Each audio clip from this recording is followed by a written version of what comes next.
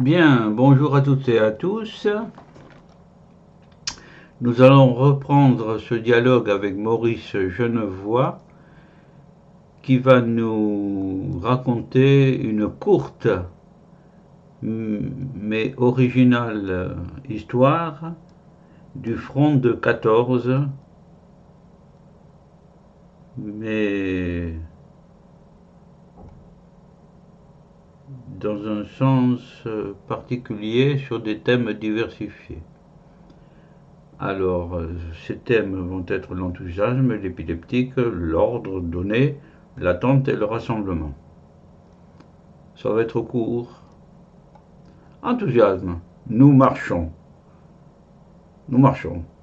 Chassés en avant par une poussée inouïe. Une poussée inouïe, curieuse, ça. Dont j'éprouve seulement alors la sensation nette. La poussée inouïe, c'est l'enthousiasme, hein, vraisemblablement. J'éprouve seulement alors la sensation nette. C'est seulement quand il marche qu'il éprouve cette poussée extraordinaire. Je suis dans cet état étrange, il le reconnaît lui-même, étrange. Mes jambes se meuvent toutes seules, toutes seules, toutes seules. Le cerveau, le dessus du corps, je me laisse marcher, voilà, sans réflexion. C'est une machine, sans réflexion. Les jambes courent en avant. L'enthousiasme, l'enthousiasme. C'est incroyable. On ne connaît plus ça. Hein.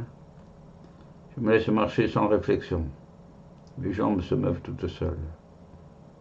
Seulement avec la conscience de cette allégresse toute puissante, le cerveau ne produit que de l'allégresse, l'enthousiasme, toute puissante, qui fait que je me regarde agir. C'est étonnant. C'est un dédoublement. Les jambes commandent. Le cerveau commande aussi cette allégresse, cet enthousiasme de marcher, marcher à l'assaut. C'est très curieux. C'est très curieux. Enfin, pour nous, personnes qui ne connaissons pas la guerre, et la guerre traditionnelle, avec des fantassins de 14-18. Voilà, l'enthousiasme. Épileptique. Assez court, je crois.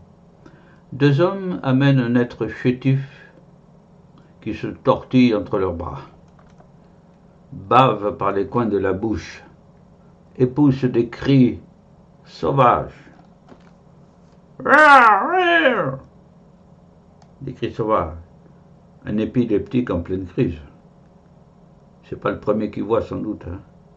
Il a vite, le lieutenant Genevoix a vite catalogué. Des épileptiques devait y en avoir. Sous Verdun. Il bave par les coins de la bouche et pousse des cris. Sous Verdun. Ordre maintenant. Attaquez et retournez les tranchées allemandes. Avant midi. Avant midi. Sous Verdun. Voilà. Ça paraît simple, hein. Attaquez. Attaquez. Les Allemands vont tirer aussi, il va y avoir des morts encore, des blessés, des tordus. Et retourner les tranchées allemandes. Retourner les tranchées allemandes, c'est-à-dire sauter dedans et puis les convertir à l'État français, quoi. Retourner les tranchées allemandes, c'est ce que ça veut dire. Et ceci avant midi, hein. Avant midi, hein. Il faudrait être de retour à midi pour le repas. Le nombre de morts qu'il doit y avoir. Terrible, terrible. Sous Verdun. L'attente. Les minutes se traînent. Oui, il y a des périodes où on ne fait plus rien tout à coup. Il n'y a plus d'enthousiasme, il n'y a plus d'ordre. Les minutes se traînent. Longues, longues. Pour des gens entraînés à des actions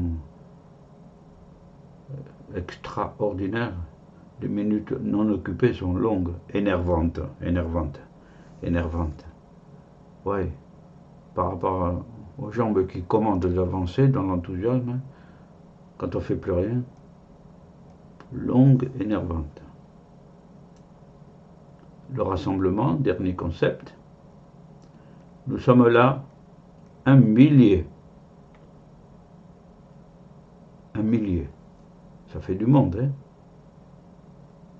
Tous au garde à vous, un millier. Faut trouver la place aussi, hein.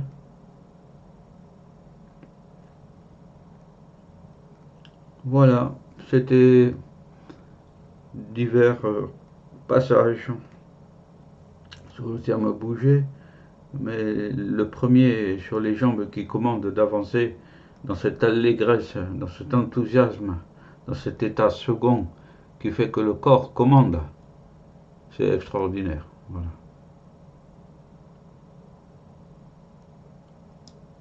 Eh bien, c'est dans le cadre de la culture générale et sociétale que nous avons vu ça.